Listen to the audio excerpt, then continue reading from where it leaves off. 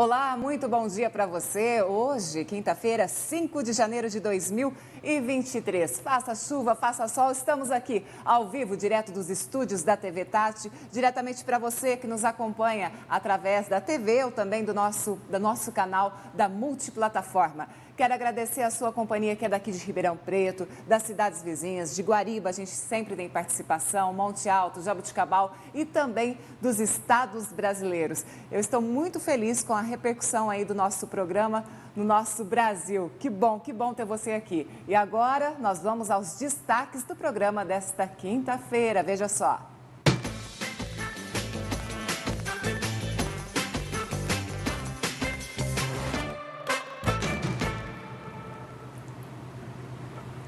Hoje estamos assim, ó, de fofocas com a Jéssica Fiorentini. Eu já dei uma olhada aqui meio por cima, gente. Tenho certeza que você vai gostar das fofocas dela e você não vai perder e vai ficar grudadinho aqui comigo ao longo do nosso programa.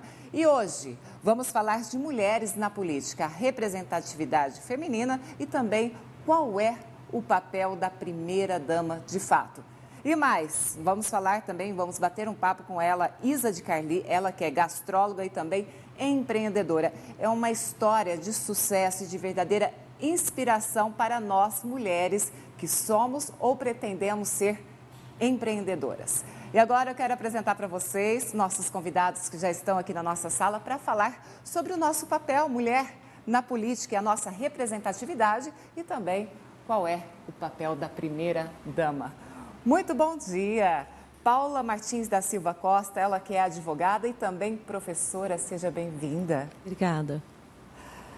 Você que é professor, pesquisador e doutor em História. Bom dia, Sérgio Campos Gonçalves.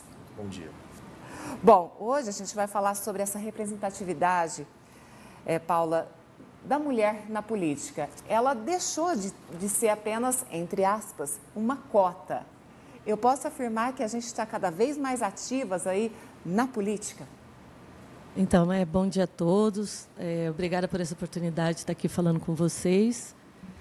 Eu acredito que há um movimento muito forte de engajamento das mulheres para que elas tomem o seu protagonismo, assumam o seu protagonismo, o seu lugar de fala e realmente entrem na política, né?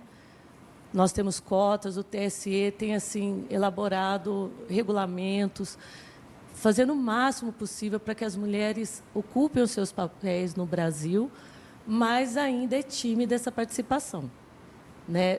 Nós temos um estudo do BID recente demonstrando que as mulheres na liderança, o Brasil, infelizmente, ocupa o último lugar nesse estudo de América Latina e Caribe. Nós estamos atrás de Trindade e Tobago, nós somos o último, a lanterninha, em relação à liderança feminina no setor público, né? Então, é algo que a gente tem que prestar atenção.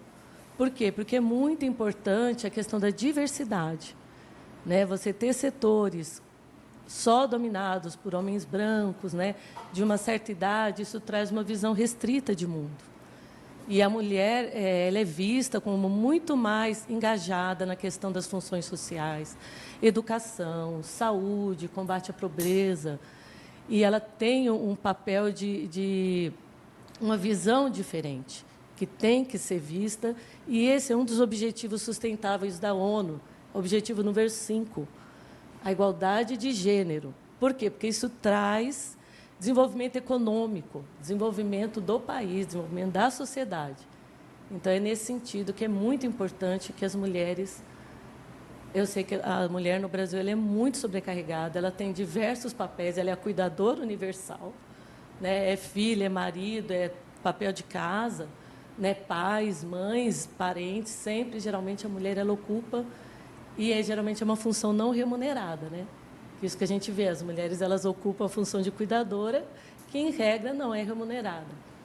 Então, a mulher ela tem que batalhar, ela tem que se fazer ouvir para que ela ocupe funções e ela traga essa mudança necessária na sociedade. Até vou falar sobre essa ocupação, fazer um parênteses, Paula, uma dona de casa. Como é difícil a administração de um lar. Meu Deus do céu. Sérgio, A Paula falou sobre ainda o Brasil ocupa aí uma posição muito tímida em relação a alguns outros países que ela até citou.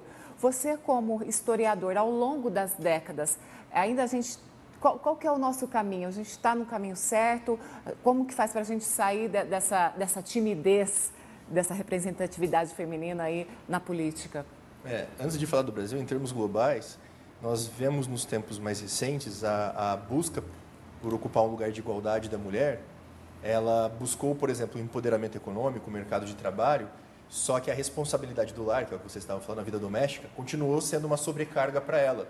Então, não houve uma igualdade de direitos de gênero com divisão de responsabilidades. Então, ainda a luta pela igualdade de gênero acontece junto a uma sobrecarga no ambiente doméstico, de cuidado dos filhos, da economia doméstica e tal. Isso é um problema a ser superado não apenas no Brasil. No nosso caso aqui no Brasil, tem fatores alarmantes. Nós estamos falando, sobretudo, com o mote da busca de participação política na igualdade de gênero. Mas a figura da mulher no Brasil, ela tem que lidar com uma realidade de violência constante, né? Uma das maiores causas de mortalidade de mulheres são os homens, violência doméstica. Então, a gente, infelizmente, se acostumou com a rotina de assistir a notícias e ler notícias de feminicídios. Infelizmente, se tornou rotina. É triste essa realidade. Então, a questão da busca por participação e liderança política, né, na luta pela igualdade de gênero, a gente tem que olhar todo esse contexto em que envolve a violência contra a mulher, que estatisticamente é alarmante, no caso do Brasil é gritante. Também tem o caso da busca por empoderamento econômico no mercado de trabalho.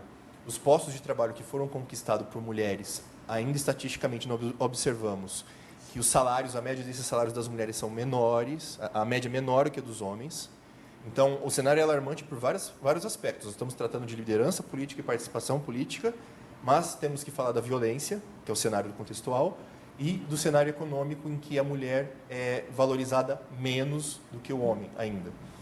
Então, o fato é que, no Brasil, nós temos várias frentes de luta. Nós estamos falando da liderança política por conta do cenário pós-eleição, mas esse cenário pós-eleição tem que, para ser entendido de maneira completa, precisamos olhar com esse olhar contextualista, olhando para a questão da violência também, da busca do empoderamento econômico, e aí, quem sabe, a busca por liderança e participação política consiga lidar com tudo isso e mudar a nossa realidade do Brasil, que é mais grave do que a maioria dos países, como a nossa convidada disse, né? Bom, para você que está acompanhando, chegou agora aqui no nosso programa, hoje nós estamos falando sobre a representatividade da mulher na política. E ao longo do nosso bate-papo aqui com os nossos convidados, vamos falar também sobre o papel da primeira-dama. E você, quer participar, fazer uma pergunta, um comentário? Mande através do WhatsApp, que vai aparecer aí na sua tela. Será um prazer ter você aqui junto na nossa conversa. Paula, essa questão econômica, financeira, do empoderamento feminino, você acredita que vai melhorar? A gente vai conseguir ter uma base mais de igual para igual com o homem? Então, eu penso que há um movimento muito forte nesse sentido, tanto acadêmico como de grupos sociais, né? Mas, assim, o que a gente percebe, os estudos mostram que a mulher a gente chama de teto de vidro, né? Uhum. Ela sobe até um certo posto, dali ela não passa. Por quê? Não existe nada, assim, não há um regulamento contra a mulher. A questão é que, por exemplo, a mulher ela não está presente, geralmente, né, no futebol, naquele extra, né, depois do trabalho. A mulher ela vai para casa, ela vai cuidar dos seus filhos, ela vai cuidar da casa, né? Então, esses contextos é que onde muitas vezes surgem as oportunidades, né? São os convites. Então, a mulher, geralmente, ela tem muitas atribuições, muitas responsabilidades, muita competência. Mostra-se que as mulheres, elas, vamos dizer, tiram notas mais altas, elas são muito centradas e dedicadas. Mas ela não tem tempo, muitas vezes, para aquele convívio, onde rolam os convites, onde a coisa acontece, né, nos bastidores. E isso é chamado de teto de vidro, né? Já é uma nomenclatura. Outra nomenclatura é o piso escorregadio também, que é usado para essa questão da mulher não conseguir alçar esses cargos de relevância, de protagonismo. E isso, por quê? Porque a mulher ela tem muitas atividades extras. Ela, como o colega aqui falou, ela cuida do lar, ela cuida das contas, ela se divide em 1000 e ela trabalha também. Então, há diversas já iniciativas no sentido de que a mulher haja mais oportunidades no horário de trabalho, para que, por exemplo, funções de chefia, talvez chefias compartilhadas, para que a mulher possa ocupar essas chefias, né? Porque quem vai ocupar esse papel em casa vai ter que haver uma divisão maior, né? Com os companheiros, uma conscientização, mas sempre a mulher vai ter que ocupar de uma maneira ou de outra, não é? Então, a ideia de chefias compartilhadas, a ideia de horários de trabalho, mesmo para chefias, que tente respeitar um pouco, né, o horário do descanso, o horário em que as pessoas estão em casa, convivendo, né? E são questões bem complicadas, mas não é impossível, né? O Brasil está fazendo esse esforço, né? Nos outros países há um protagonismo maior da mulher, e a gente sabe que isso reflete em desenvolvimento econômico, né? É importante que o país se conscientize da necessidade da igualdade de gênero. A cultura, né, Sérgio, ela é muito enraizada, seja no Brasil, seja em qualquer outro país, uma comunidade, enfim. Nosso país é muito grande e a gente tem várias culturas aqui. Você, como historiador, pode até, né, falar muito melhor sobre esse assunto. Como a Paula disse, por exemplo, no futebol, a presença feminina é muito pequena, é muito tímida, né, Paula? E quando aparece uma mulher como uma juíza de futebol, até mesmo uma seleção brasileira de feminina, isso chama bastante a atenção. E na política não é diferente. Olha, nos Estados Unidos, por exemplo, a vice, uma mulher. A gente tem um orgulho disso. Daqui a pouco a gente vai falar sobre as primeiras damas, mas será que o homem, além da mulher ter conseguido a conquista do voto, e ao longo dos últimos 50 anos a gente vem conquistando cada vez mais espaços de notoriedade no mundo, será que o homem ele consegue ouvir de uma maneira melhor uma mulher que é política? Você disse bem que é uma questão cultural. Então, nós vivemos num ambiente com machismo extremamente enraizado, reforçado até por questões religiosas. Então, uma outra ponta desse espectro é o mundo acadêmico, em que há muito mais facilidade para entender o lugar da mulher como uma condição de igualdade de gênero do que em outros ambientes de trabalho. No ambiente acadêmico, por exemplo, dos Estados Unidos, quando você vê um anúncio de vaga para trabalhar na Universidade dos Estados Unidos como professor e pesquisador, está escrito lá que a vaga obedece leis que estabelecem igualdade de pagamento para homem e mulher. Esse tipo de garantia, eu acho que não existe no Brasil, né? Então, não. Lá, pela força da lei, se luta contra a diferença de salário no mesmo posto de trabalho entre homem e mulher. Aqui, questões culturais enraizadas dificultam o homem no seu papel de assumir funções também do lar, sem se sentir envergonhado em público, entende? Então, há questões de mentalidade que operam como bloqueios para esse enxergar o lugar da mulher em condição de igualdade. Então, para enxergar o lugar da mulher em condição de igualdade, além da fala e do discurso, envolve botar a mão na massa também, dividir atividades domésticas, cuidar dos filhos. E questões culturais enraizadas do machismo dificultam isso. A figura do homem fica no lugar mais cômodo em relação à divisão de trabalhos do lar, e da porta da casa para fora há uma vergonha do pensamento machista de se colocar numa posição de fazer e dividir os mesmos afazeres. Então, questões culturais não mudam de uma hora para outra. Então, é uma questão de, no fundo, educação, né? E, então, infelizmente, eu acredito que, embora vejamos mudanças, é algo para várias décadas, o resultado disso aparecer apenas em várias décadas. Questões culturais de mentalidade não mudam de uma hora para outra. É muito complexo, né, Paula, ser mulher. A gente está batendo nessa tecla e é a matriarca, a dona do lar, digamos assim, que organiza tudo, organiza uma família. Ela é um pilar extremamente importante. Na política, esse cuidado que ela tem esse olhar social, ela tem esse olhar com a preocupação da população de modo geral. E aí, qual que é o nosso papel agora? Vamos falar da primeira-dama. Qual é o papel dela, que antes era apenas, me corrijam, hein, gente, acompanhar o marido em eventos sociais, em eventos oficiais, e agora? Então, é muito interessante, né? Porque o Brasil, ele, vamos dizer assim, não é que ele copiou, né? Os Estados Unidos nessa questão da primeira-dama, Estados Unidos e França, né? Só que a gente sabe, a primeira-dama ela não existe na Constituição, né? Ela não é um cargo, ela não não é um posto, né? Quem que é a primeira-dama? É a anfitriã do Palácio da Alvorada. Esse que seria, ela não recebe remuneração, ela, inclusive, fica inelegível em função do marido ser o presidente da República. Mas, a partir do primeiro presidente, a Mariana da Fonseca já foi a nossa primeira-dama.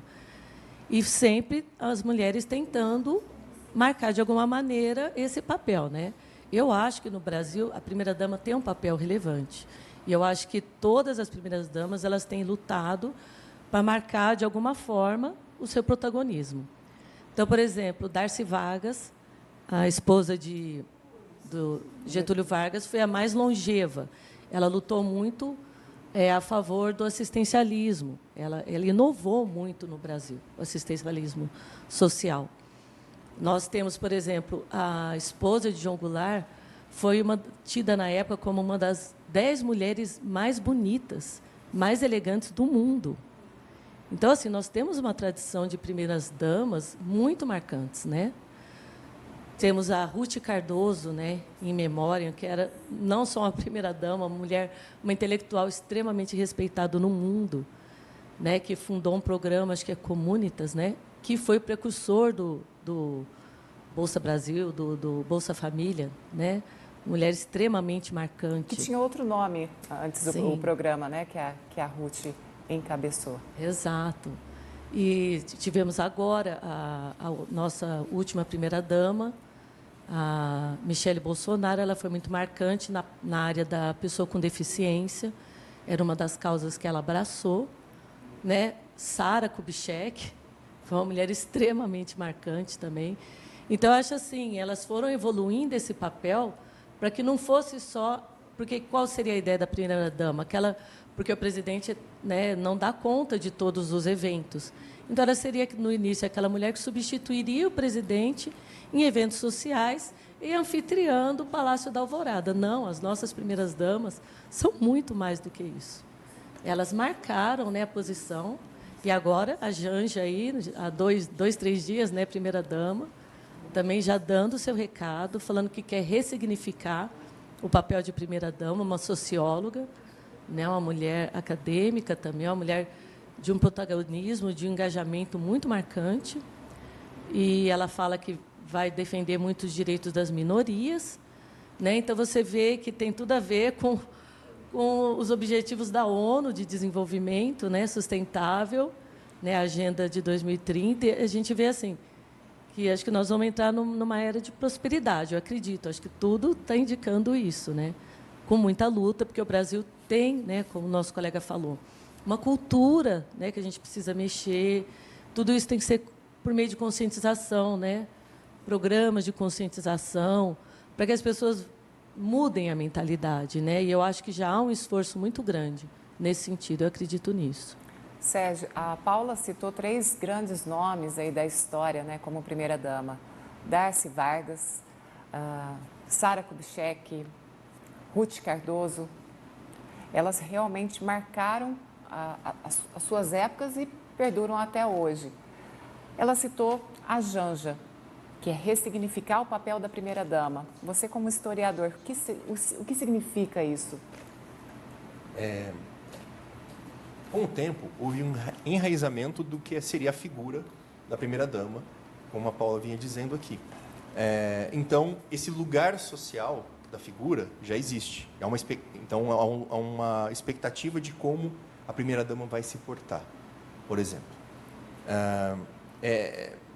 E falamos do Brasil, a Michelle Obama nos Estados Unidos foi extremamente atuante, e aí, com a eleição do Trump nos Estados Unidos, a primeira-dama ficava numa posição também de quem acompanhava em eventos e dava cara, em certos momentos, de falar sobre certos temas, mas numa posição de segundo lugar em relação ao marido.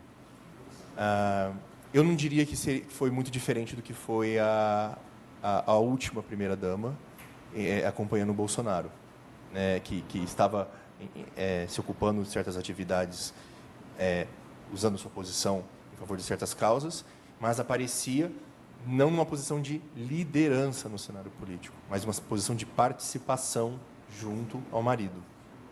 Eu acredito que a nova primeira-dama, pela formação, pela postura, pela trajetória como... ela é historiadora de formação no Paraná e depois fez a trajetória acadêmica como socióloga.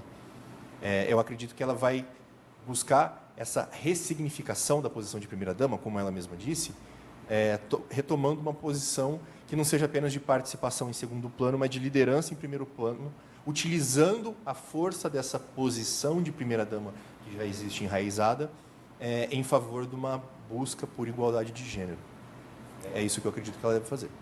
Eu acredito também, Paula, que o carisma de uma primeira-dama ajuda muito na imagem que o marido, até então presidente, vai reproduzir, vai passar para nós, população. Esse papel é muito importante.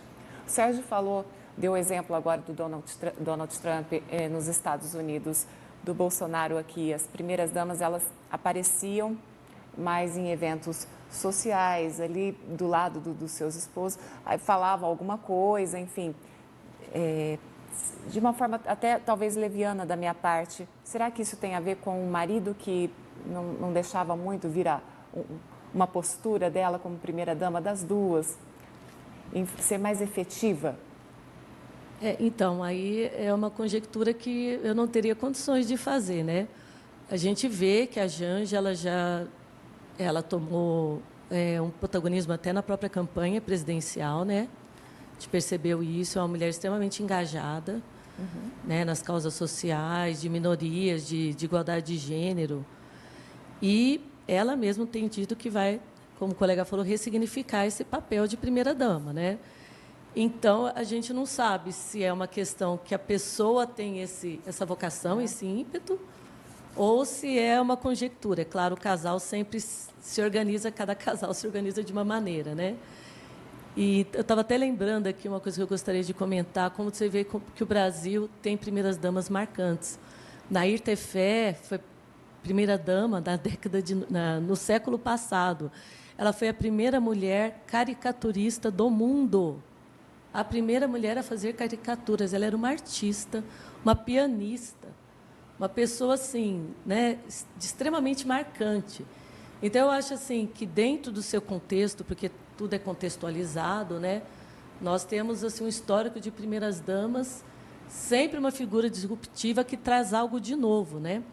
E realmente elas ajudam muito a marcar a própria identidade do marido, do presidente, né? Sim. A gente sabe que uma primeira-dama, ela puxa uma campanha eleitoral, porque nós somos uma maioria de mulheres. O Brasil, nós as mulheres somos a maioria. Então a gente vê que são figuras muito marcantes, né? E eu acredito que a Janja vai conseguir deixar sua marca e vai ser uma marca para a posteridade. Eu acredito nisso. Independente de política, enfim. Eu gostei muito achei a Michelle bastante carismática, gosto muito da Michelle e gostei também muito da postura da Janja e que ela possa fazer um trabalho muito bom para o nosso país, para as mulheres brasileiras aí. Bom, você, como a Paula falou, né, Sérgio, agora da história, que nós tivemos muitas mulheres aí no posto de primeira-dama que marcaram o seu tempo, cada uma a sua forma. Nós temos aqui um material que eu quero mostrar aí para você, que é o seguinte: a Marli Sarney, nós temos fotos, ela que foi esposa de José Sarney, que governou aí entre os anos de 85 a 90. Eu vou falando, se você quiser comentando também, Sérgio, fica muito à vontade para fazer suas pontuações. a Rosane Collor, esposa de Fernando Collor, que governou aí de 90 a 92. O papel da Rosane, Sérgio, qual foi? Olha, ela tem um papel importante no próprio impeachment do Collor, né, por questões pessoais e dos indivíduos entre eles, assim, né? Mas é interessante observar que, além de falar da busca de protagonismo das atitudes individuais dessas primeiras damas, é interessante observar o lugar que a sociedade dá para essa primeira dama. E esse lugar que a sociedade dá pela primeira-dama é lido, observado e pesquisado pelos marqueteiros políticos. Então, vocês falavam da imagem que o presidente conquista junto com o esforço e a ajuda da primeira-dama. Se você busca construir um candidato, como foi o Bolsonaro, antes como candidato e depois como presidente, que conquistava voto, atenção e boa vontade de um público que era mais, eu diria, mais à vontade com os valores machistas, isso não é aleatório, isso não é sem querer, não é? Então, isso é pensado, construído, estipulado, treinado e praticado para que isso funcione diante da opinião pública. Então, quando a ex-mulher do presidente Collor contribuiu para o processo de impeachment, ela estava usando essa figura da primeira-dama e a força disso, nos seus bastidores também, para fazer isso acontecer. Eu diria que o potencial para a nova primeira-dama está na mesma altura, no mesmo calibre do que foi a Ruth Cardoso, né? Pelo respeito no meio acadêmico e por saber lidar de maneira corajosa e já habituada com o cenário machista. Então, eu diria que, como acadêmica, tanto quanto a Ruth Cardoso foi, ela está muito bem instrumentalizada e municiada para lidar nesse cenário e para fazer valer a força dessa figura pública de primeira-dama em prol das causas que ela acredita. Paulo, a gente falando em primeira-dama, sempre o que vem noticiado é a roupa que ela se apresentou, o traje. Isso é muito interessante, isso causa curiosidade. Eu realmente gosto de observar isso e acho que boa parte, né, Sérgio, das pessoas gostam de ver a mensagem que a primeira-dama está passando através do visual, por exemplo, na posse. A Janja tem toda uma história, tem todo... É uma imagem não falada ali da vestimenta dela, enfim, da maneira, o cabelo, tudo isso faz parte. Mas essa expectativa do trabalho, do que vai ser, é muito além da imagem. Como a expectativa dela, da Janja ter esse trabalho muito parecido com a Ruth Cardoso desenvolveu, isso é ótimo para todos nós. Sim, inclusive, eu acredito que esse cargo de presidente ele tem toda a sua simbologia, né? Como o colega falou, nada ali é ao acaso, tudo é muito pensado e há uma simbologia muito grande por trás inclusive em relação aos seus eleitores, né? O que os seus eleitores esperam, né? Embora o Lula tenha falado muito claro que ele vai governar para o Brasil, para todos os brasileiros, né? Mas eu acredito, por exemplo, o que eu li sobre a Janja é que ela sempre escolhe estilistas nacionais, né? Ela tenta valorizar, porque é um papel da primeira-dama lançar moda, sempre foi, né? Sim. Sempre foi, no mundo inteiro, isso não é a questão do Brasil. Então, você vê esse papel da Janja trazendo a nossa cultura, né? Valorizando o que nós temos de bom, né? Que é muito importante, né? Você fazer o Brasil olhar para si mesmo, né? Largar desse, como a gente fala, síndrome do vira-lata e se ver como uma grande nação, né? Com criações magníficas, né? Com pessoas maravilhosas que nós temos, né? No caso, os estilistas. Então, eu acho que é uma simbologia, assim, é um recado que se passa para a sociedade de empoderamento. Eu acredito nisso. Sérgio, e a primeira-dama, ela é eleita por tabela ali também. Muitas vezes, ela não escolheu ser, entre aspas, eleita, mas o marido, o companheiro dela, foi eleito presidente. Então, nessa, ela também passa a ser uma pessoa de notoriedade pública. É difícil lidar com isso, você acredita? Eu acredito Depende, que nem todas elas vão querer lidar com essa exposição no cenário público. Porque a todo momento, se a mulher já é vidraça em vários aspectos da nossa sociedade, com enraizamento machista, com falta de empoderamento econômico, com questões de violência, a primeira-dama ela aparece tanto quanto para gerar pautas positivas em relação à discussão sobre a busca pela igualdade de gênero na sociedade, mas também para também ser vidraça de várias coisas. A roupa que ela usou, o decote, mas aquela roupa está muito curta. Então, coisas que a gente sabe que o ambiente machista favorece ser falado contra a mulher em certos ambientes, a primeira-dama vai ser o primeiro alvo, em vários aspectos, dessas críticas gratuitas, né?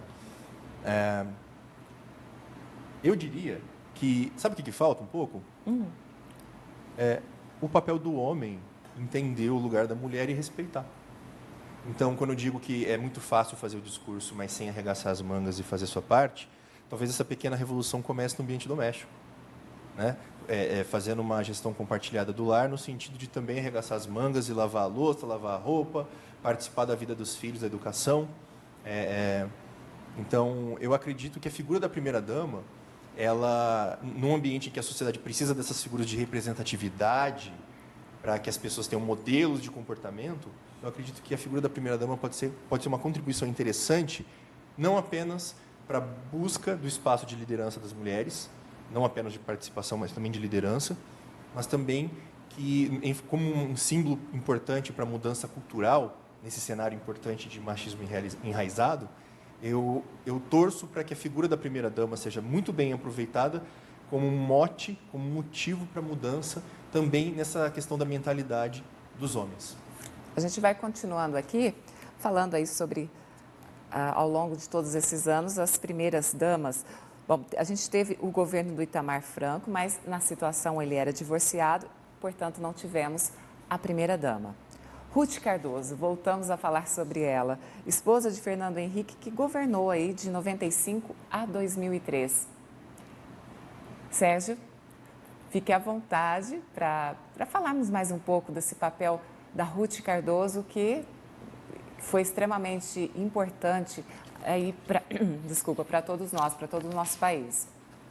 A figura da Ruth Cardoso é importante porque ela coloca o cargo, não existe um cargo oficial, mas a função social da primeira-dama em prol de uma atuação que vai além da caridade. Vou atuar de maneira caridosa. Não, vou ser protagonista e líder de certas causas. Isso é bem diferente. Sim. É bem diferente.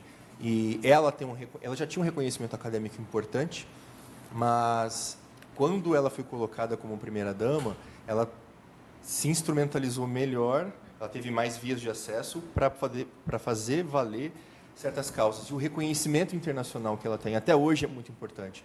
Por exemplo, ele é nome de bolsa de estudo, tem bolsa da Fulbright para pesquisadores irem para fora do Brasil estudar e tudo mais, com recursos externos, com o nome dela. Então, o reconhecimento que ela tem, eu diria que é mais internacional do que aqui dentro. Quando é aqui dentro do Brasil, é mais entre acadêmicos, né?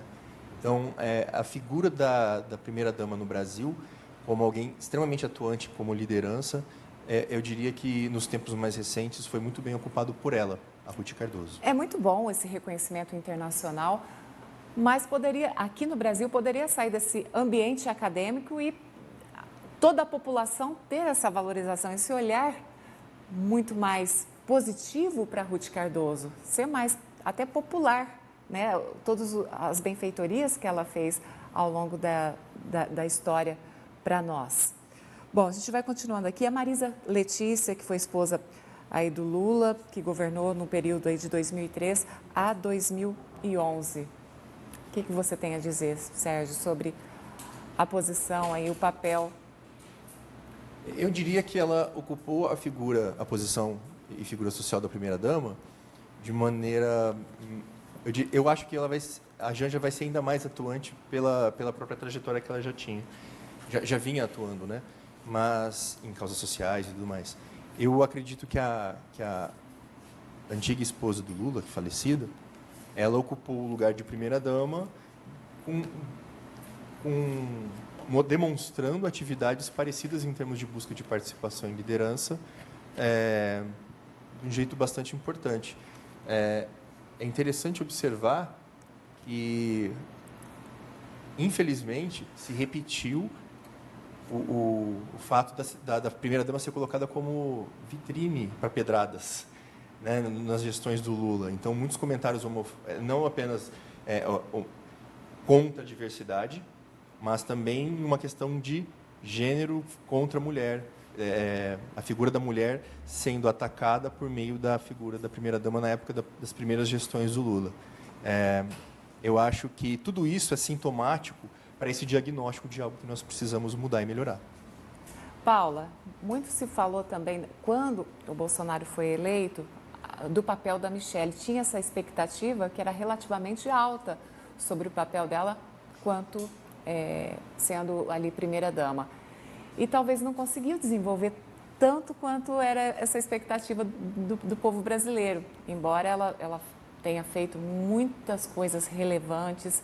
Ela fala em línguas ali, né, para o pessoal surdo-mudo, falou no discurso de posse, teve essa palavra, ela se comunicou. E essa expectativa da Janja? E agora? É de fato que a gente está no caminho certo de ter essa melhor expectativa aí do papel dela? Inclusive, eu ia fazer esse comentário, né? Que parece que eu li, ela foi a Michelle Bolsonaro foi a primeira-dama a fazer discurso, né, com o marido, que as outras não discursavam, né? Então, ela já teve um protagonismo e ela lê Libras, né? Ela se comunica em Libras, né? Essa posição marcante da Michelle Bolsonaro na área da pessoa com deficiência, né?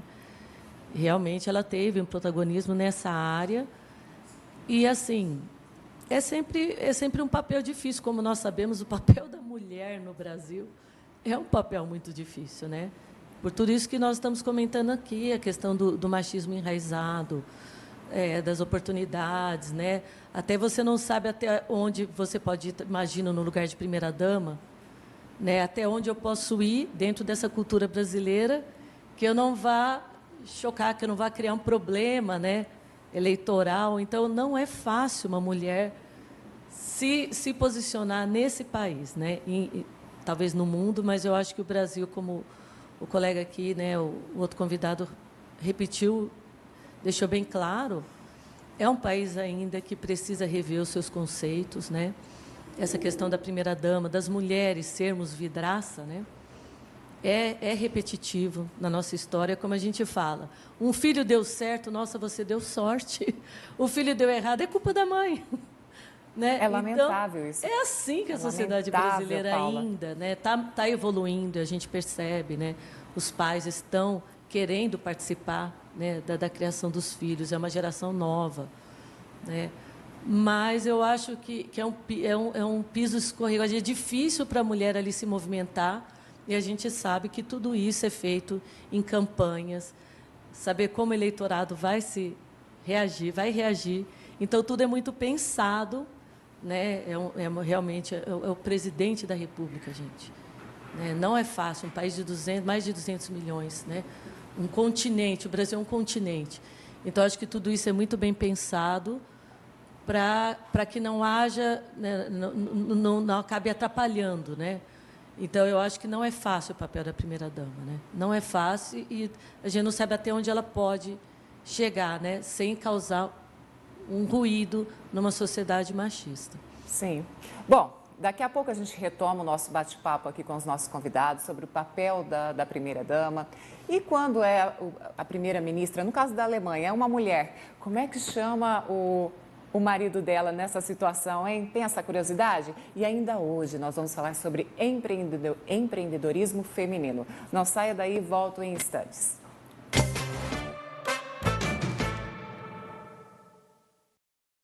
Ao adquirir o Hipersaúde, você ajuda o Hospital de Amor, cedendo o direito de resgate. Conheça agora a nova milionária da nossa região. Eu vou começar o ano feliz, milionária. R$1 milhão é um passeio para a família e vai ser investir no negócio da família. No Hipergiro, 50 prêmios de R$2.400. No primeiro sorteio, 24 mil. No segundo, 30 mil. No terceiro, 50 mil. E no quarto sorteio, R$400 mil. Hipersaúde, ajude e concorra.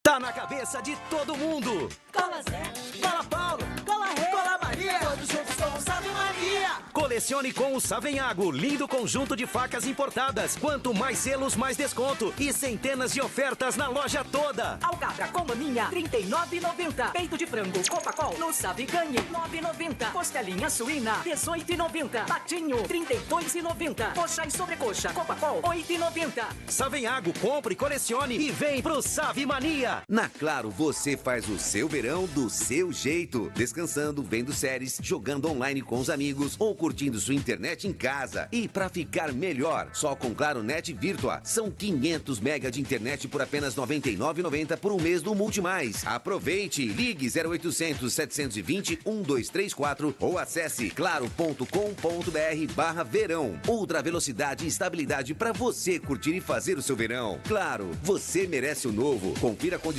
de aquisição. De segunda a sexta. Nesse ano de 2023, o Larga Brasa completa 57 anos de vida. Sempre fiel ao seu compromisso com a verdade. A voz dos sem vozes.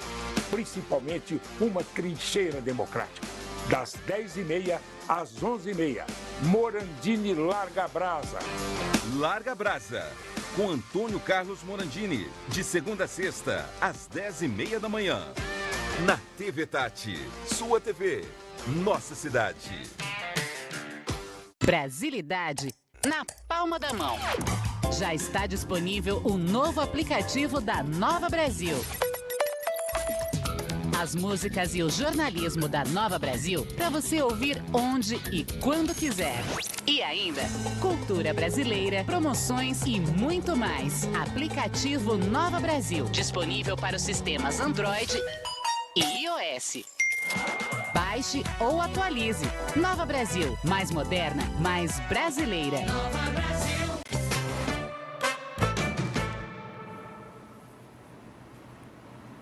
Estamos de volta aqui com o nosso Tá Com Tudo. Para você que está chegando agora, seja muito bem-vindo, seja muito bem-vinda.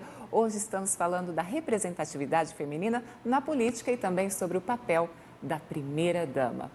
Paula, é muito difícil realmente, como a gente vem falando aqui desde o início do nosso bate-papo, ser mulher.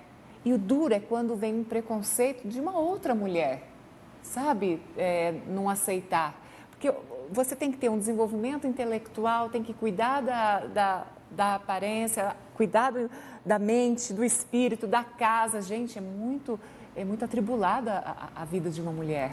E na profissão também, que a gente, graças a Deus, estamos crescendo e conquistando o nosso espaço. E essa igualdade de gêneros, vamos falar sobre isso na ONU? Tem uma novidade aí, né? Então, a agenda da ONU, o quinto objetivo do desenvolvimento sustentável para o mundo é a igualdade de gênero, né? Ou seja, a ONU enxerga a igualdade de gênero como um dos objetivos do desenvolvimento sustentável. É o que a gente tenta bater nessa tecla. Não é só a questão do empoderamento feminino, é que isso também traz progresso. Nós temos até uma tela, social, né, sobre essa igualdade de gênero na ONU, para a gente acompanhar, né, Paula? Exato. É o quinto objetivo, né? E, por exemplo, uma coisa, como você disse, a mulher ela é multitarefas. E o que acontece na nossa cultura? A mulher ela pede ajuda, ela não delega. Então, a sobrecarga psicológica, cerebral da mulher é muito grande. Por favor, você arruma essa cozinha para mim? É o que a gente faz em casa. Mas não, nós deveríamos delegar e distribuir funções. Não, olha, a sua função é a cozinha. Não é isso que a mulher brasileira faz, né? Então, o cansaço mental da mulher é muito grande, porque é por causa dessa multitarefas e a falta de delegação de tarefas, né? Mas isso vem lá desde trás, né? Das nossas Sim. avós, a criação das nossas mães. Talvez essa nova geração aí dê uma mudada nessa postura, nesse jeito de ser. E aí essas crianças, adolescentes, enfim, aprendam a delegar. Sim. E tenham isso como uma naturalidade. Para a questão mental da mulher, é muito importante aprender a delegar. Né? Então, como ela pôs ali, era o quinto objetivo da ONU para o desenvolvimento sustentável, a igualdade de gênero. de mulheres, meninas, eles falam, né, citam meninas. E também, como nós falamos antes, esse estudo do BID, né, que mostrou que o Brasil é o último colocado em igualdade de gênero no setor público, né, de liderança, é o último colocado América Latina e Caribe, né?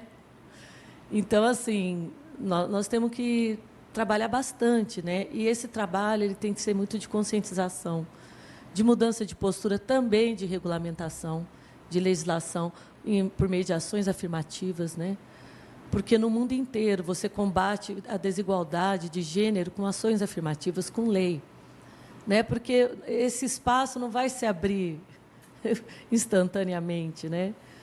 Tem que haver uma legislação protetiva. A gente sabe, por exemplo, que as nossas eleições, o TSE tem trabalhado muito nesse sentido, para que as candidaturas não sejam laranja, para que as mulheres realmente tenham uma parte do fundo eleitoral, que elas alcancem essas cotas. Por quê? Porque é importante um olhar da diversidade em todos os níveis de cargos de direção, de mando, de políticas públicas. Paula, ainda é considerado cota, no caso da mulher na política? Então, eu não poderia falar, eu acredito que sim. Eu sei que, por exemplo, a OAB deu um passo muito grande aqui no Brasil. Já na última eleição para a OAB, foi estipulada a paridade de gênero. Então, já na última eleição, as chapas da OAB foram paridade. Vamos dizer, se a chapa tem 4, 2 mulheres e 2 homens, e mais a cota, né, racial. Então, isso foi disruptivo para as eleições da OAB. Então, há já essa ideia de paridade, 50%, porque a mulher nós somos a maioria, em termos populacional. E a nossa representatividade em cargos que decidem, ela é muito pequena ainda no Brasil, né? Então, realmente, a OAB deu esse passo muito importante, né, de paridade. Sim. Eu não sei se outros locais já vão tomar essa mesma perspectiva, né, outros cargos. E o que você acha sobre isso, Sérgio, sobre essa questão de cota? É ainda chamado de cota a presença da mulher na política? Questões semânticas à parte, chame de cota, chame de busca de paridade, seja o que for. A questão é que, por que isso existe? Isso existe porque nós temos uma situação instalada na realidade, que é mais de 50% de mulheres, e a participação efetiva da mulher na política, os cargos, as candidaturas, tudo é bem menor. Então, aí cria-se uma regra para tentar impor, chame de cota como quiser, que existam candidaturas de mulheres. Aí os partidos vão lá e, na falta disso, por questões culturais, seja quais forem os motivos, por sobrecarga da mulher, etc., e várias outras questões, muitos partidos fazem as candidaturas laranja, a gente sabe disso. Mas é importante que exista a obrigatoriedade da lei, criando a oportunidade, tentando forçar uma mudança. Na verdade, esse tipo de regra existe para tentar forçar uma mudança, para tentar acelerar o processo nessa direção em que se busca a igualdade de gênero, não é? E, infelizmente, ao mesmo tempo que essa regra existe para tentar forçar uma mudança, o jeito que ela inicialmente opera com essas candidaturas laranja, etc., gritam sobre como a realidade da igualdade de gênero é algo para se fazer no Brasil. Então, é o mesmo parâmetro que se usa para tentar forçar a mudança. Aqui, agora, ele serve de diagnóstico pelas inúmeras candidaturas laranja, serve de diagnóstico para mostrar a realidade instalada que nós temos até hoje. Reflexo de uma cultura enraizada, machista. Como eu disse, é algo para se mudar em gerações à frente. Vai levar tempo, porque questões culturais não se modificam de uma hora para outra. Essa questão da luta, do que é imposto, do que tem que, sabe, esse tipo de situação, tomara, Deus, que isso mude e que seja uma coisa muito natural, que não precisa, né, no futuro, eu acho que ainda vai demorar bastante, que não precisa ter essa luta, sabe? Tudo que é imposto, nossa, parece uma guerra. Enfim, as coisas poderiam ser de uma forma tão diferente, né, mais natural. Eu acredito que é fruto da necessidade do momento, né? Justamente porque nós temos esse enraizamento de uma cultura machista. Eu, como homem e pai, eu sou elogiado em questões que eu não deveria ser elogiado. Por exemplo, que eu sei trocar uma fralda dos meus filhos, porque eu vou fazer compras, cuido da escola, participo de reunião, etc. Então, eu já recebi elogios que eu parei para pensar e falei, só estou fazendo minha obrigação. Numa realidade de igualdade de gênero, eu não receberia esse tipo de elogio por fazer a minha parte exatamente como ela deveria ser feita. Mas eu como historiador, alguém que lida com essas questões culturais, eu penso, isso é sintomático do enraizamento desses fatores da nossa cultura, que aparecem no meu dia a dia dessa forma. É engraçado isso, né, o Sérgio falando, né, Paulo? É como o velho ditado, aquele ditado assim, olha, fulano, cicrano é honesto. Como assim, gente? É honesto? É uma obrigação, né? Então... Por exemplo, como eu sou advogada no direito, na pandemia nós começamos a observar mais fortemente essas questões de gênero. Então, por exemplo, como as audiências eram online, então todo mundo tem acesso. Então, por exemplo, aconteceu de uma audiência, o bebê, o advogado estava com o bebê no colo e foi muito elogiado. Ai, que lindo, é o que você falou. E já uma advogada, que a criança, Normal. porque todo mundo em casa, atrapalhava toda hora, né? Ela levou uma chamada de atenção do juiz. Então, você vê, é sempre isso, 2 medidas. É como se a mulher ela tivesse que dar conta de tudo e ainda está, como você falou, bem vestida, magra, né? E maquiada, como se fosse um pozinho de pilim-pim-pim.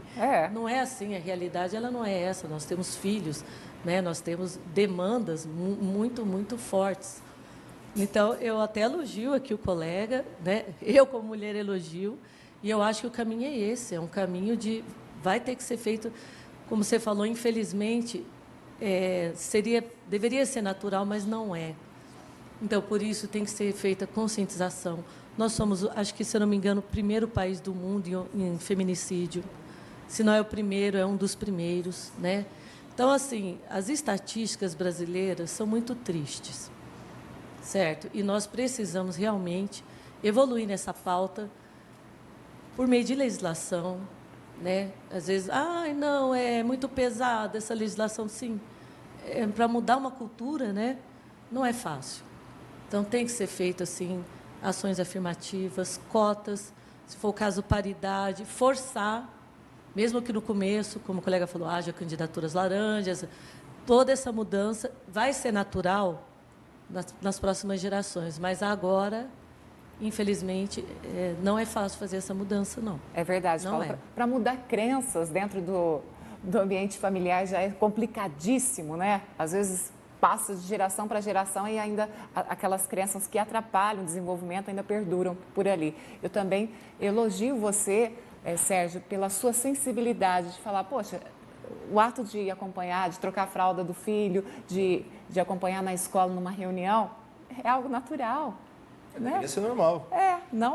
Deveria ser normal. Mas a situação é instalada de tal modo que você vê em supermercado, caixa exclusivo preferencial para mães com criança no colo. Já nem partem do pressuposto que o pai vai estar com a criança lá.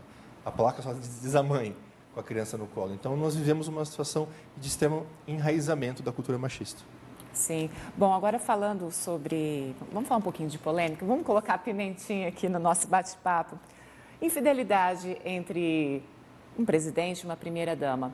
Até que ponto uma separação interfere no mandato daquele presidente?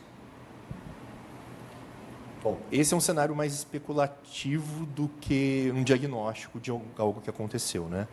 Mas... isso baseado numa realidade que nós temos, que é qual é a figura da primeira-dama e como é que a nossa cultura enxerga a figura da primeira-dama baseado numa noção de família que tem o homem, a mulher, etc. Pela experiência do que nós vimos numa democracia importante no mundo, que é dos Estados Unidos, na época do Bill Clinton, em que um caso de infidelidade dele foi ruim para a figura política dele, e continua sendo ruim para a figura política da Hillary Clinton, que foi candidata à presidência. Que quase se elegeu ali. Quase se elegeu, mas é um peso que ela carrega, uma coisa que atrapalha a candidatura dela até hoje. Eu diria que quem faz a gestão da imagem pública dessas pessoas lida com a necessidade de fazer a imagem do casal funcionar para a sociedade, sobretudo os mais tradicionais, e que isso acaba colaborando com uma pressão para abafar o caso da infidelidade do Clinton em relação contra a Hillary, no casamento deles. E então eu acredito que sempre há uma pressão para a mulher, sobretudo ela, engolir sapo e fazer a imagem de casal perfeito funcionar como família tradicional. Porque isso, em sociedades conservadoras, funciona melhor para a imagem do político. Então, no cenário especulativo, fora do diagnóstico de realidade que já aconteceu, a minha expectativa está dentro dessa chave de leitura, em que há uma pressão para a mulher forçar a sustentação da imagem de casal para uma família tradicional. Não sei se, especulativamente falando, seria o caso entre a figura do Lula e da Janja, daqui em diante. Mas eu acredito que, considerando que a imagem da primeira-dama funciona para sustentar um pouco da imagem de família tradicional no executivo, haveria esse tipo de pressão, sobretudo em relação para a mulher engolir sapo. Bom, quero mandar um beijo aí de bom dia, as participações que a gente tem aqui no nosso programa. Val Trochinski. Bom, se eu falei errado o seu sobrenome aí, me perdoa. Val, aquele beijo aí para você. Muito obrigada por estar ligadinha aqui no Tá Com Tudo. E tem também uma participação de uma pessoa que ela não quis se identificar, mas ela fala o seguinte: a cultura machista ainda é algo muito atuante. Isso ainda em todos os lugares do mundo. Quebrar tabu é algo difícil. Veja o caso da Meghan. Tem alguns documentários, que tal documentário na Netflix. Se o homem na política tem um posicionamento firme contra alguém, está nervoso, ele está bravo. Se a mulher na política estiver um posicionamento firme contra alguém, ela está louca. É bem isso, Paula? Está surtada, né? Mas é isso, gente. Não adianta. Parece que a mulher, ela ainda... A gente ainda carrega aquela coisa da idade medieval. Nós somos as bruxas, né? Nós somos a pecadora. Né? Isso é bíblico, né? A mulher é que trouxe o pecado. Depois, na Idade Média, nós éramos as bruxas. Então, é claro que a mulher ela tem muito menos poder do que o homem. Né? Isso vem desde... Primeiro era o poder força física, agora é o poder econômico, poder bélico. É claro que a mulher não tem. Então, nós vamos ser sempre a vidraça, como o outro convidado falou, nós vamos ser a vidraça. Bom, então, isso é uma questão de mudança. Sim. E da mulher, né, resgatar um sentido de que, na verdade, a mulher trabalha muito. Sim. A mulher ela trabalha de modo extenuante. Né? Ela carrega muitas funções. Não querendo desmerecer o que o homem faz, claro. Né? Todo mundo tem o seu papel. Mas nós temos que, aos poucos, mostrando o respeito que a mulher merece, né? E empoderando, nós nos empoderando, né? E apoiando as outras mulheres, porque esse é um problema. As mulheres, elas são machistas, muitas vezes, até inconscientemente, porque fomos criadas assim. Então, fazer uma revisão de conceito, quando você for criticar uma mulher... Das crenças, Paula. Das crenças, não é por mal. Eu não acho que é por mal. Não. Né? É uma questão de revisão mesmo, de repaginar muitos entendimentos, repensar o significado, a simbologia do que a gente acredita, do que foi passado pelas gerações, e ver as mulheres de uma maneira, né, mais respeitosa, mais empoderada, que isso vai fazer bem para o nosso país, para todos nós. Né? Eu acho que o recado é esse. Vamos continuando aqui, né, falando sobre as nossas... A primeira-dama, nós falamos da Marisa Letícia, agora teve o governo da Dilma Rousseff, que, no caso, na situação, ela era divorciada. Vamos até pegar a ex-presidente Dilma Rousseff, no caso da primeira-ministra da Alemanha, uma mulher. Sérgio, como é que chama o parceiro dela? Será primeiro marido, alguma coisa assim nessa linha? Como não é um cargo oficial, é uma coisa atribuída na cultura, assim como a figura de primeira-dama não é um cargo coisa nenhuma, né? Inclusive, o nome primeira-dama remete à figura de uma mulher que tem que ser uma dama, e não uma mulher que é o que ela quiser ser. Eu não sei se existe uma terminologia específica, mas eu sei e observo que, já que temos uma figura social instalada do que seria a primeira-dama, ou a pessoa que é a companheira do presidente, eu ficaria muito curioso de ver, já no cenário especulativo, como que a sociedade reagiria. Foi uma novidade quando a Dilma foi eleita, porque era a primeira mulher presidente do Brasil, mas imagina um casal homoafetivo, de 2 mulheres ou 2 homens, Sim. e um deles ser eleito presidente. Imagine temos o primeiro-ministro em algum país que eu não me lembro agora, Paula, você se Não, lembra? mas nós temos um governador eleito. Temos, do Rio Grande do o Sul. Eduardo, exato. Eu acho que vai ser muito bom para o Brasil, vai ser Isso excelente. ainda é exceção, porque, não a regra, né? Sim, e todo mundo fala, é uma pessoa extremamente competente, né? Sim. Então, eu acho que vai ser muito bom para o país, para a gente acostumar a ver, né? Para isso ir se diluindo e o Brasil ir se acostumando. Olha, a vida é assim, somos diferentes. A diversidade é bom para nós, né? Para a sociedade. É interessante que a busca por acostumar as pessoas com a diversidade, ela aconteceu primeiro em novelas, já que a novela tem um protagonismo na cultura brasileira interessante, papéis que faziam essa representatividade, mas a realidade ainda falta acontecer algumas coisas. Por exemplo, tivemos a primeira presidente mulher. Esses lugares de representatividade da mulher e de minorias é algo por fazer acontecer no Brasil, né? E isso é extremamente importante num país tão deficitário em termos educacionais. E se temos déficit educacional, é difícil romper o ciclo. É difícil romper ciclo de coisas culturais, né? Então, é dentro de casa e é na rua que tem que fazer isso, e a educação é importante. Bom, a gente está quase terminando aqui o nosso bate-papo, mas a Michele Temer, no caso, esposa do Michel Temer, ela que governou de 2016 a 2019, ela preferiu ficar mais cuidando do lar, dos filhos. Foi uma postura que ela teve ali, né, Paula? Temos agora, né, a nossa primeira-dama, a Rosângela da Silva, a Janja, e toda a nossa torcida para que ela faça, de fato, um papel aí relevante para a sociedade brasileira. Certeza, acredito que será. Eu fico torcendo para que seja, porque, como professor, a gente faz a nossa luta em sala de aula, né? E em espaços como esses, a gente estende a função social da função de professor, só que outras posições têm certas funções sociais de maior alcance. No caso, a função da primeira-dama é gigantesco o quanto ela consegue instrumentalizar a voz de certas causas e, no caso, do lugar da busca por igualdade de gênero no Brasil. Então, isso seria bastante importante. Eu torço para que isso seja muito bem aproveitado. Sérgio, muito obrigada por todos os esclarecimentos nesse bate-papo tão importante para a gente aí. Puxa, foi um prazer. Obrigado. Ótimo dia para você. Paula, muito obrigada também por ter vindo aí nessa manhã chuvosa aqui em Ribeirão. Você está aqui, ó, firme com a gente, ao vivo aí, falando de uma temática que ela faz parte e que cada vez mais as mulheres possam conquistar o seu espaço tão merecido. Eu que agradeço pela oportunidade, agradeço a TV Tati e a vocês todos que estão aqui conosco. Muito obrigada, viu? Ótimo dia para vocês. Bom, ainda hoje vamos ter as fofocas aí com a Jéssica Fiorentini, vamos falar também sobre empreendedorismo feminino, mas é logo após o nosso intervalo comercial, não saia daí.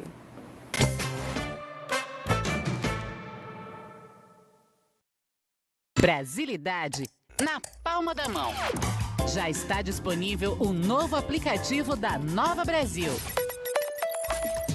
As músicas e o jornalismo da Nova Brasil para você ouvir onde e quando quiser.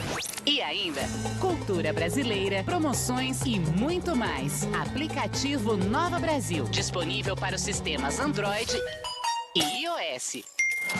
Baixe ou atualize. Nova Brasil, mais moderna, mais brasileira. Nova Brasil.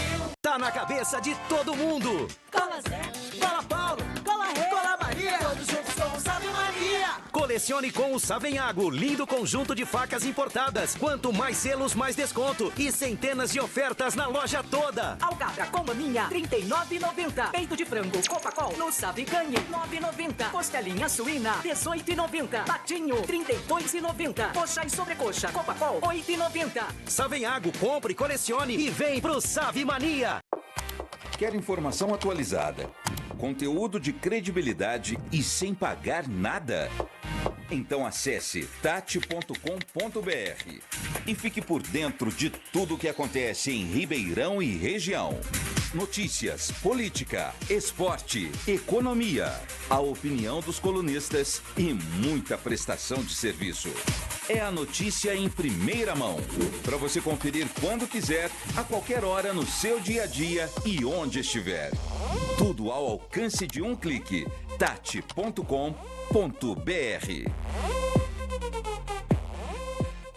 23 é um número primo.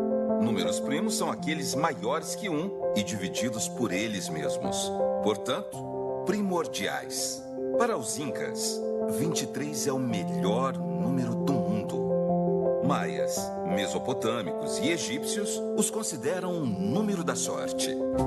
Para nós, do Grupo Tati de Comunicação, 23 é tudo isso e muito mais. Crescimento, competência e responsabilidade voltado para o nosso público, que é e sempre será primordial para nós. Feliz 23!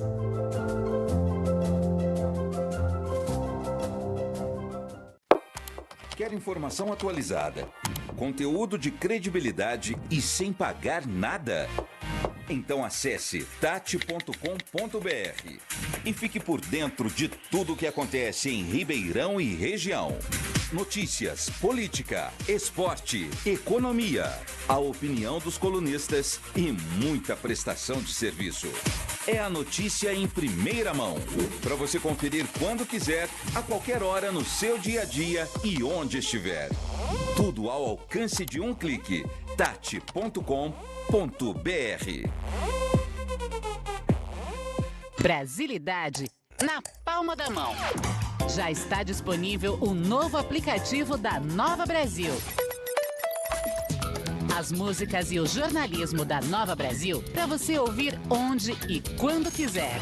E ainda, cultura brasileira, promoções e muito mais. Aplicativo Nova Brasil, disponível para os sistemas Android e iOS.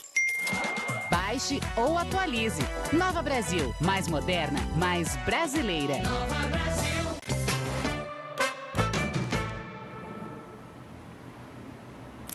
Já estamos de volta aqui com o nosso Tá Com Tudo. Gente, você aí de casa gosta de uma boa leitura, de um livro? Eu gosto pra caramba, que considero o livro um amigo ali, um companheiraço. Vamos fazer o seguinte, vamos ficar por dentro aí das dicas de boas leituras com o Danilo Barbosa. Olá, Cissa! Olá, pessoal, tudo bem? Para quem ainda não me conhece, eu sou Danilo Barbosa e estou aqui no Espaço Cultural da Fábrica para dar dicas literárias para vocês. Um novo ano, dicas novas, com sugestões para todos os gostos que eu espero que vocês gostem.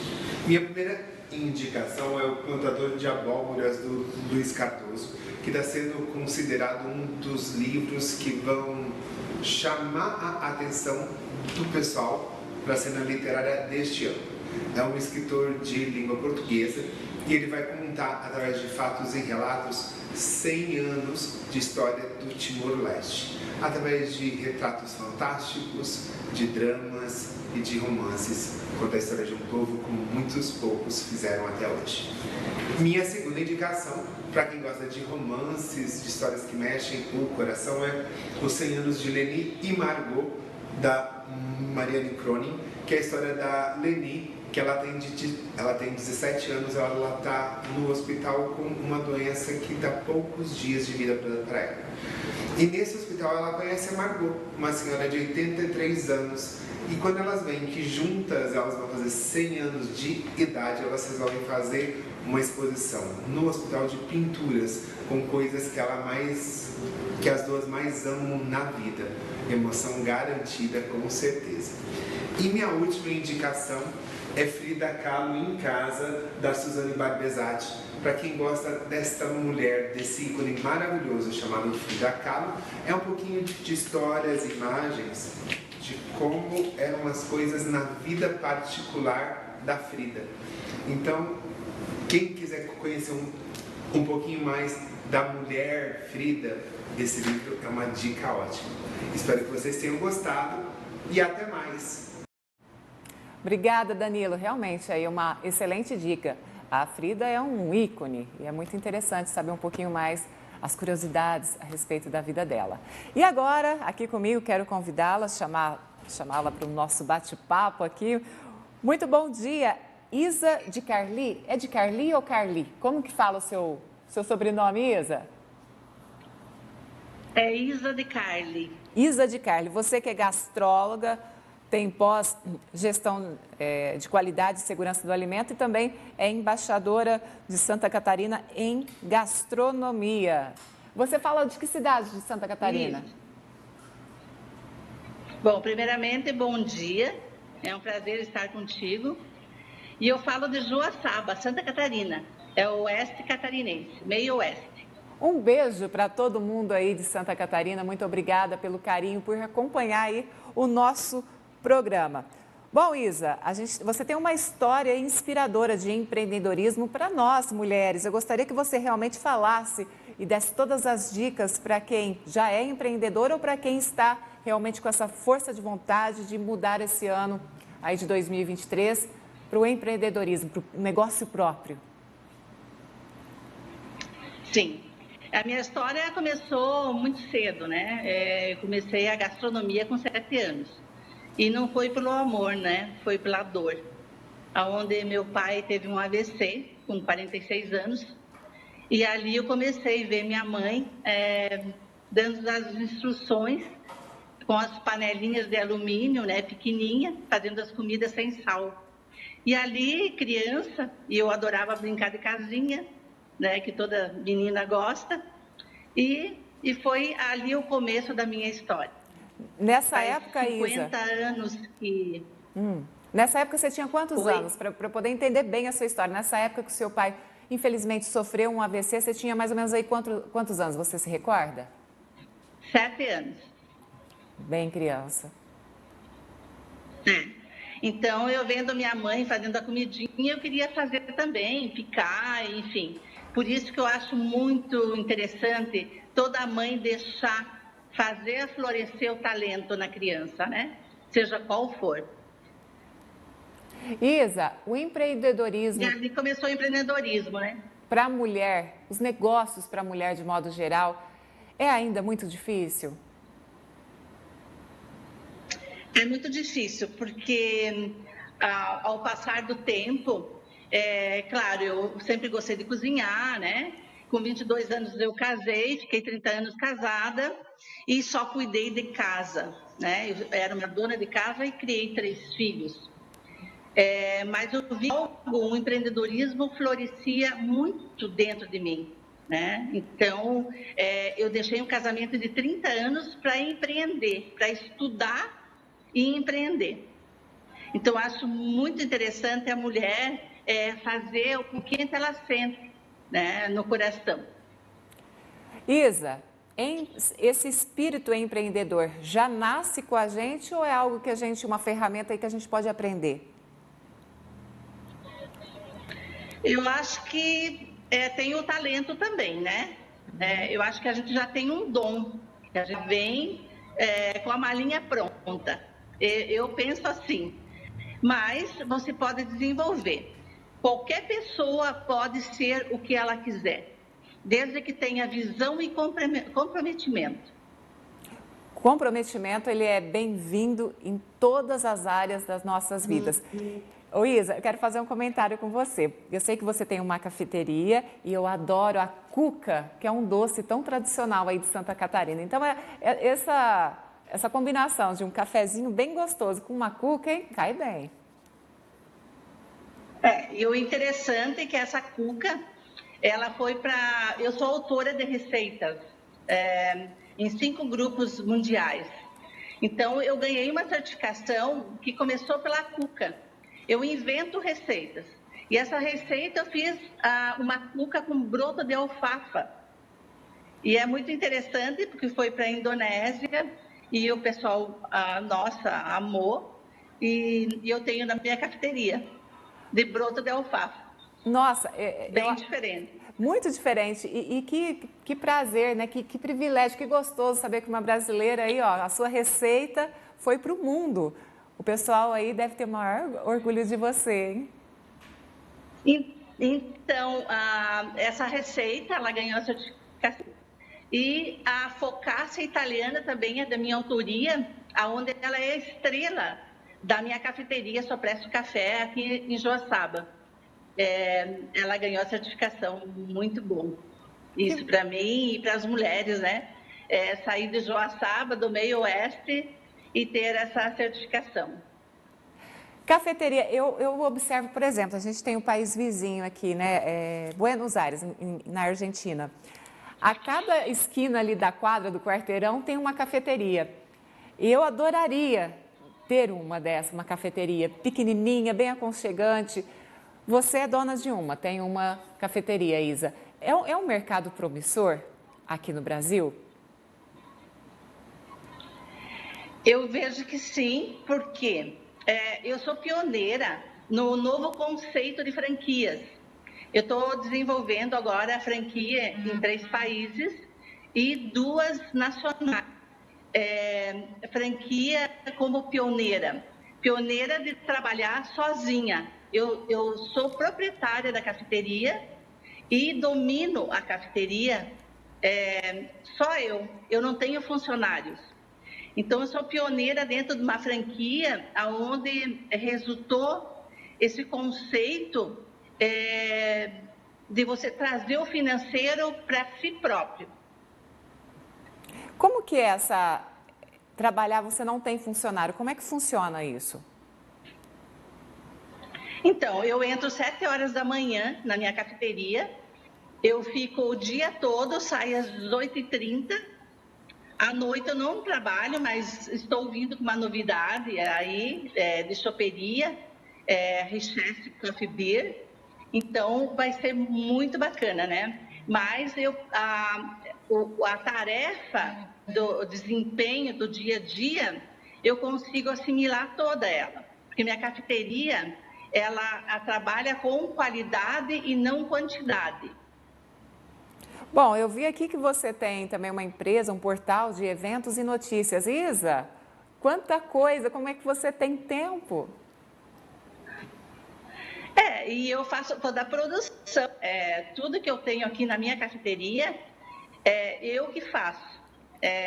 O bolo é tudo sem lactose, a focaccia sem lactose. Então, eu cuido muito dos meus clientes. Como eu falei, é qualidade e não quantidade. Então, eu prefiro a exclusividade do atendimento. Eu confio muito em mim, no atendimento, no sistema, desde caixa, cozinha. E a mulher é aquela história, né? Você faz acontecer, quando você determina. É bem esse o caminho mesmo, é bem esse o caminho. Eu vou fazer uma última pergunta para você. Enquanto a Isa vai respondendo, vamos colocar imagens de cobertura aí do Espaço Sopresso Café e os pratos da Isa. E o pessoal vai acompanhando aqui as imagens, Isa. E a minha pergunta para você, olha só que delícia, gente. Para quem quer empreender, Isa, qual a sua receita, digamos assim, vamos fazer esse trocadilho aí? A minha receita, como eu falei, é visão e comprometimento. Você determinar, planejar o que você quer e ter uma visão lá na frente. Qualquer pessoa consegue o que quiser, desde que tenha esses detalhes, planejar e realizar. Nunca desistir do sonho, porque eu tinha tudo para desistir de um sonho, ficar casada, cuidar de filho e cuidar de casa. Mas eu quis algo a mais para mim. São escolhas, né, que a gente faz, mas que também você pode manter um relacionamento, manter a sua família, estando casada com os seus filhos, sim, enfim, e ainda ser uma mulher aí de sucesso no empreendedorismo, no negócio próprio. Sim, com certeza. Bom, Isa, eu quero agradecer muito a sua participação e eu sempre falo que a gastronomia, a cozinha de modo geral, cozinhar, o ato de cozinhar é uma arte. Sim, verdade. É uma arte.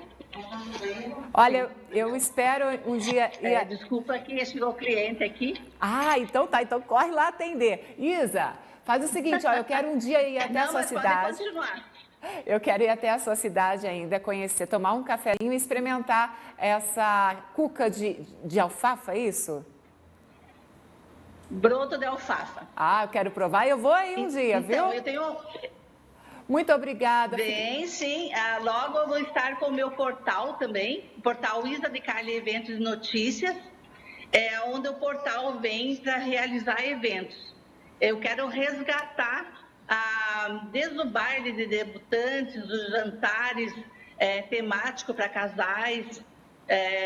Eu acho que a gente tem que resgatar o que foi no passado, que era muito romântico, muito gostoso de participar. E eu tenho um recadinho final para as mulheres. Nunca desista dos sonhos. E sempre creia em Deus. Eu sempre coloco isso porque o Deus é vivo dentro de você. Tudo que você quiser, você pode fazer. E Deus, que está dentro de você, vai fazer isso acontecer. É isso mesmo. É só crer. Acho que você disse tudo aí, viu, Isa? Olha só, menina, um 2023 muito próspero, com muita saúde e Deus em sua vida. E obrigada pela sua participação aqui com a gente. Obrigada a você, tá? Um feliz ano novo, com bastante saúde. É só o que a gente precisa. Amém. E venha para cá que eu vou te receber com o maior sucesso do mundo. Muito obrigada. Um beijo, Isa. Bom, agora nós vamos a um rápido intervalo comercial, porque ainda tem as fofocas, gente. Não saia daí.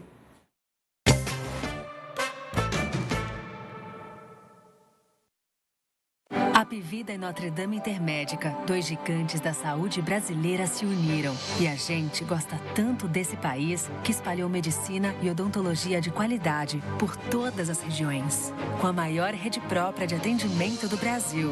Sempre vai ter uma unidade perto de você. É o nosso jeito de acolher e cuidar com carinho da nossa gente. Apivida Notre Dame Intermédica, mais saúde de qualidade, mais perto de você.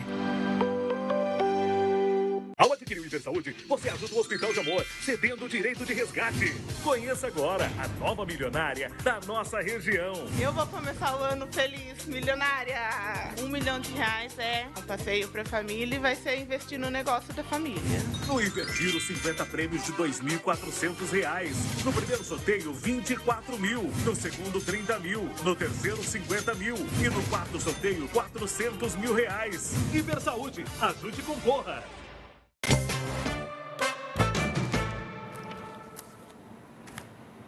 E vamos direto com a Jéssica Fiorentini. Jéssica, muito bom dia para você. Bom dia, tudo bom? Tudo ótimo, graças a Deus. E vamos começar, porque hoje a língua tá afiadíssima, hein? Júnior Lima se prepara para lançar a carreira solo, é isso mesmo? Hein? O Júnior, né? Todo mundo conhece, irmão da Sandy.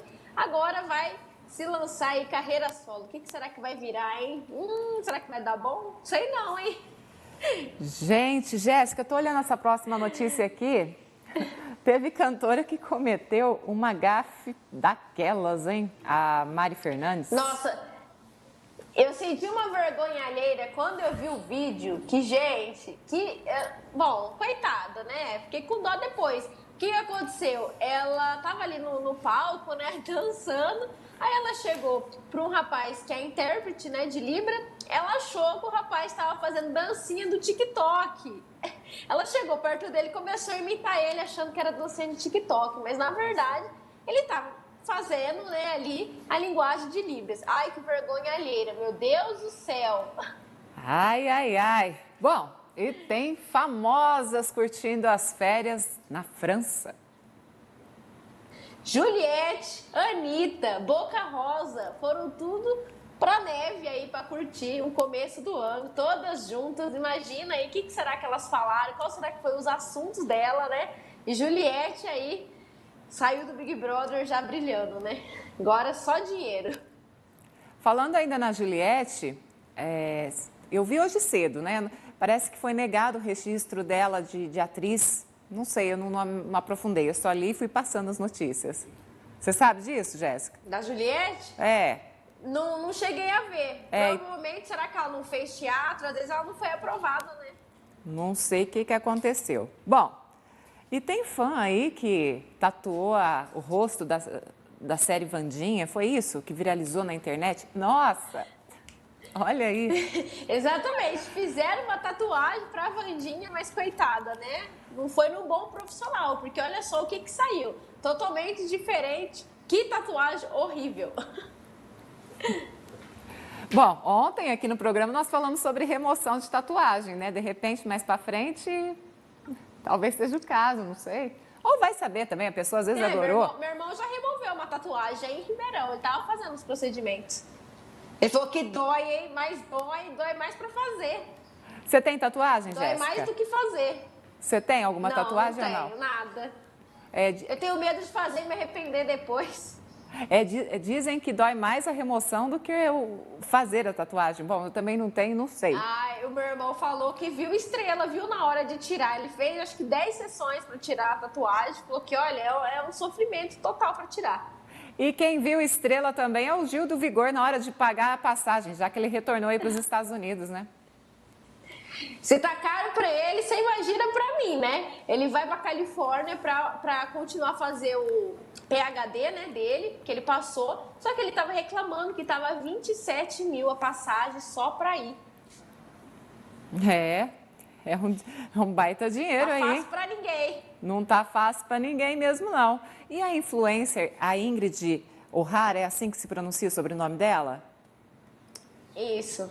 Ela foi clicada, né, por um paparazzi na praia, só de biquíni, e o pessoal começou a falar que ela estava muito gorda, que ela não estava no seu peso. Aí, além dela falar isso, ó, que onde já se viu, vocês falaram que o meu corpo é gordo, né, o meu corpo é feio, ela falou assim, eu não tenho lipoled, meu corpo é natural, é desse jeito, vocês não tem que ficar julgando, né, o corpo alheio. É verdade, porque hoje em dia as pessoas se assustam com o corpo real, né, porque eles querem que os famosos tenham aquela lipoled, fica tudo bonitão, né, e quando aparece um corpo normal, o pessoal quer criticar. Chato isso, né, Jéssica? Ficar criticando. Gente, vai aproveitar a vida. Bom, vamos continuando aqui. Vai viver. A Jade Picon, ela expôs aí novas críticas.